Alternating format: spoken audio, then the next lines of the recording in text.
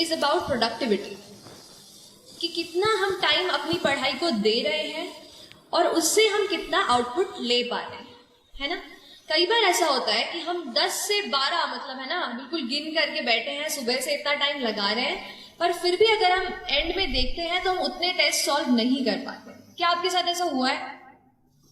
तो ये चीज का प्रॉब्लम है, मेरे साथ भी होता था ऐसा ही। ये प्रोडक्टिविटी की प्रॉब्लम है, टाइम हम उतना लगा रहे हैं पर उतना रिजल्ट नहीं मिल पा रहा है। तो उसके लिए तो एक चीज ये की मैंने कि जितने भी डिस्ट्रैक्शन हमारे एनवायरमेंट में होते हैं, जैसे कि हमारा फोन सबसे बड़ा, उसका जो यूट्यूब का ऐप है, उससे जो रेकमेंडेड वीडियोस में हम चले जाते हैं, उन चीज़ों को थोड़ा सा मैंने कम किया। उसके अलावा और भी जितनी चीज़ों में हम इन्वॉल्व रहते हैं इंटरनेट पर पढ़ाई के अलावा, उनको मैंने थोड़ा सा लिमिट करने की कोशिश की। और दूसरी चीज़, कहीं ना कहीं अपने आप को एक थोड़ा सा टाइम टेबल में बांधने की कोशिश की। हमारा हर दिन अलग होता है ना। कभी किसी दिन पढ़ने का मन करता है, कभी किसी दिन पढ़ने का मन नहीं करता है, लेकिन फिर भी हमको एटलीस्ट 5 to 6 आवर्स मैं कहूँगी, अगर आप किसी भी एग्जाम की तैयारी कर रहे हैं, माफ कीजिएगा आप लोग पीछे बैठे हैं, मैं आपको देख नहीं पा रही हूँ, बट तो किसी कोई भी एग्जाम जो है वो 5 to 6 आवर्स आपको रोज मतलब मैं कहूँगी कंसिस्टेंटली आपको देने की जरूरत है ना।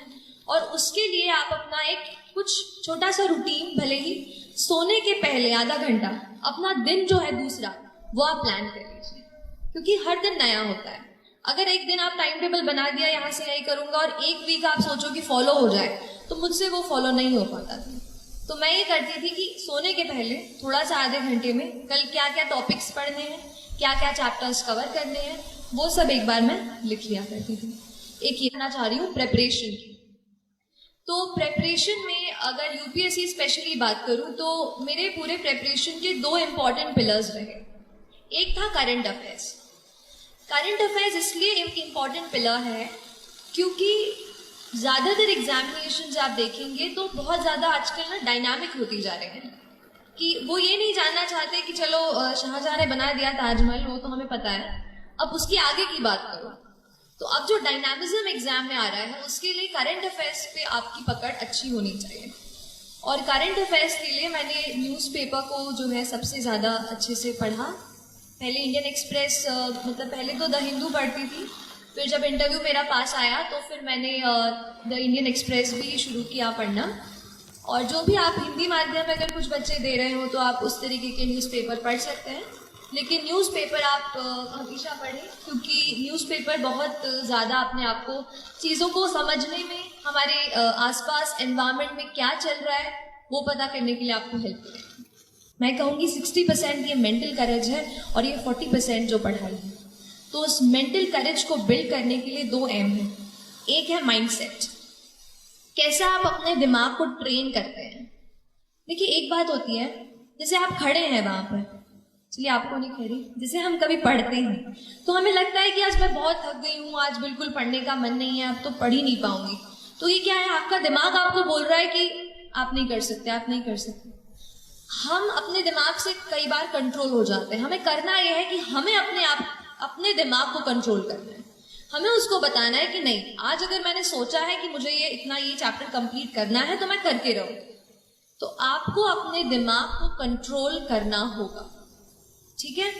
जब तक हम अपने माइंड को, अपने हार्ट को नहीं एक जगह फोकस कर पाएंगे, तब तक हम अच्छे से फोकस नहीं कर पाएंगे।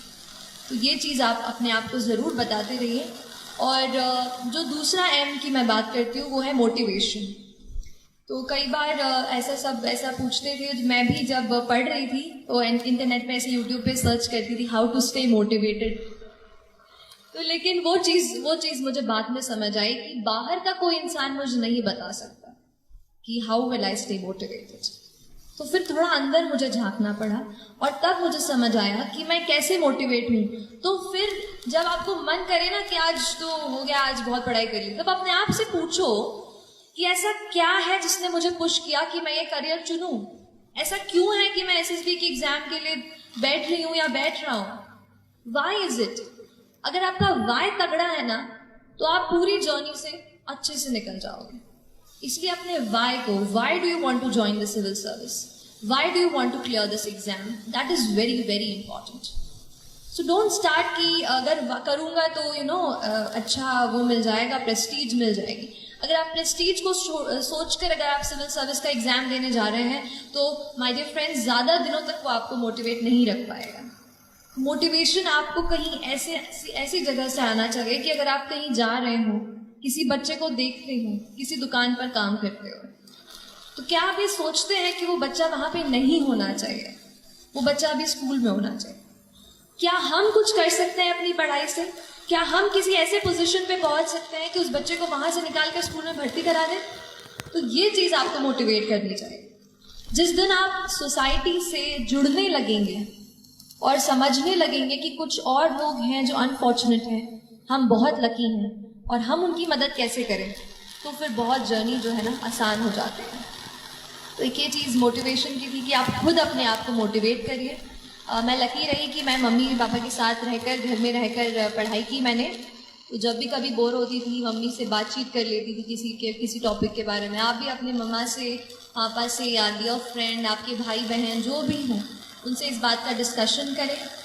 और इसके अलावा डी स्ट्रेस भी हों। और एक और बात मैम से बात करते हुए मुझे याद आई कि मुझे ज़रूर आपसे शेयर करनी चाहिए, वो है हमारा न्यूट्रिशन और हमारा पूरा जो न्यूट्रिशन हम लेते हैं।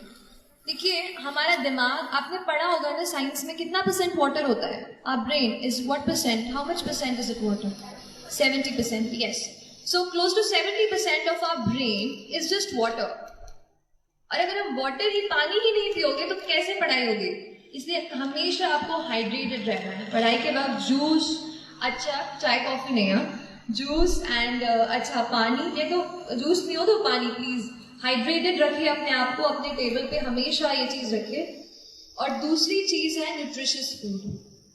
तो मैम तो बिल्कुल मम्मा जैसे रखती हैं आपको, तो आप बिल्कुल न्यूट्रिशियस फूड लेते रहिए जहाँ भी आप रहते हैं। प्लीज़, आप अगर हॉस्टल में रहते हो तो प्लीज़ अपने आप को कभी भी वो मत कीजिए, क्योंकि हमारी बॉडी जब स्ट्रांग होगी ना, तभी अपन अच्छे से हेल्दी होकर पढ़ पाएंगे।